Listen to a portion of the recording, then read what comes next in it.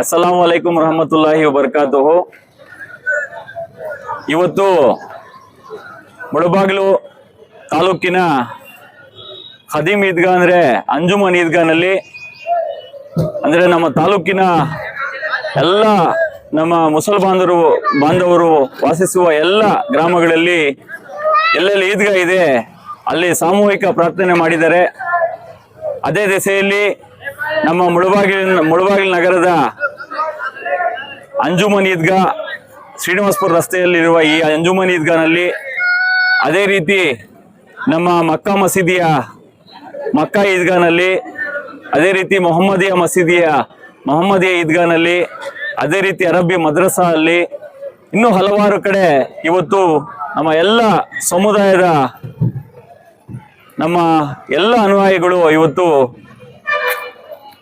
ರಂಜಾನ್ ಹಬ್ಬದ ಪ್ರಯುಕ್ತ ಸಾಮೂಹಿಕ ಪ್ರಾರ್ಥನೆ ಮಾಡಿ ಇವತ್ತು ದುವಾ ನಂತರ ಎಲ್ಲರೂ ಪರಸ್ಪರವಾಗಿ ನಾವು ಏನು ಹಬ್ಬದ ಒಂದು ಶುಭಾಶಯಗಳನ್ನು ಹಂಚಿಕೊಂಡಿದ್ವಿ.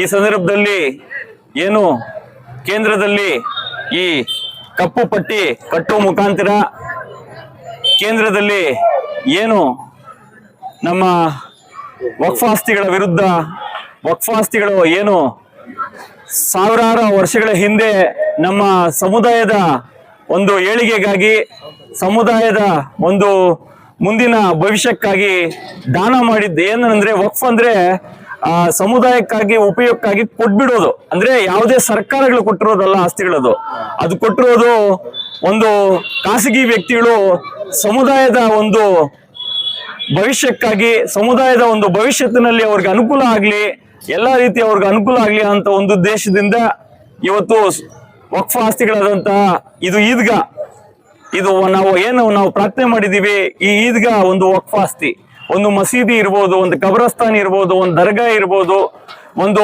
ಸಮುದಾಯ ಭವನ ಇರ್ಬೋದು, ಎಲ್ಲ ಇದು ವಕ್ಫ್ ಆಸ್ತಿಗಳಿಗೆ ಬರ್ತದೆ.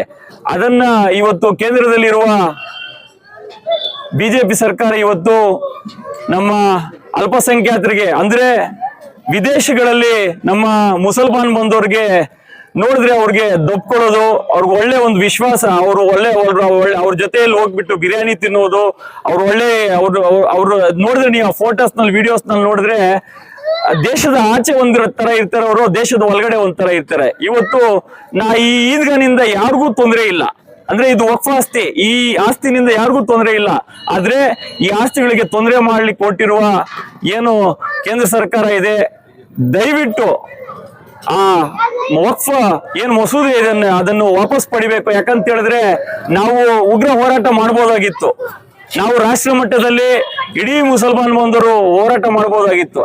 ಆದ್ರೆ ನಾವು ಇವತ್ತು ಮೌನ ಪ್ರತಿಭಟನೆ ಅಂದ್ರೆ ನಾವು ಸ್ವಯಂ ಪ್ರೇರಿತವಾಗಿ ಒಂದು ಕಪ್ಪು ಪಟ್ಟಿಯನ್ನು ಕಟ್ಟಿಕೊಂಡು ಬಂದು ಯಾವುದೇ ರೀತಿಯ ಧಿಕ್ಕಾರ ಇಲ್ಲದೆ, ಯಾವುದೇ ಸರ್ಕಾರಕ್ಕೆ ನಾವು ವಿರೋಧಿಸದೆ ಇವತ್ತು ನಾವು ಸೈಲೆಂಟ್ ಆಗಿ ಆ ದೇವರಲ್ಲಿ ಪ್ರಾರ್ಥನೆ ಮಾಡಿದೀವಿ. ದೇವರು ನೋಡಿ ಸಬ್ಕಾ ಸಾಥ್ ಸಬ್ಕಾ ವಿಕಾಸ್ ಅಂತ ಹೇಳ್ತಾರೆ. ನಮ್ಗೆ ಆ ಸ್ಲೋಗನ್ ಪ್ರಕಾರ ನಮಗೂ ಸಾಥ್ ಕೊಡುವ ಮುಖಾಂತರ ಅವರು ಆ ಬಿಲ್ಲನ್ನ ವಾಪಸ್ ತಗೋಬೇಕಂತ ಈ ಸಂದರ್ಭದಲ್ಲಿ ನಾವೆಲ್ಲ ಪ್ರಬಲವಾಗಿ ಅದನ್ನ ವಿರೋಧ ಮಾಡ್ತಾ ಇದೀವಿ. ಇಡೀ ರಾಷ್ಟ್ರದಲ್ಲಿ ಇವತ್ತು ಎಲ್ಲ ಏನು ಜಾತ್ಯತೀತ ವ್ಯವಸ್ಥೆಗೆ ನಂಬ್ಕೊಂಡು ಎಲ್ಲ ನಮ್ಮ ಎಲ್ಲ ಜನಾಂಗದವರು ಇವತ್ತು, ಎಲ್ಲ ಸಮುದಾಯದವರು, ಎಲ್ಲ ಪಕ್ಷದವರು ಇವತ್ತು ಈ ಬಿಲ್ಲನ್ನ ಸುಮಾರು ಧರ್ಮಾತೀತವಾಗಿ, ಪಕ್ಷಾತೀತವಾಗಿ ವಿರೋಧ ಮಾಡ್ತಾ ಇದ್ದಾರೆ.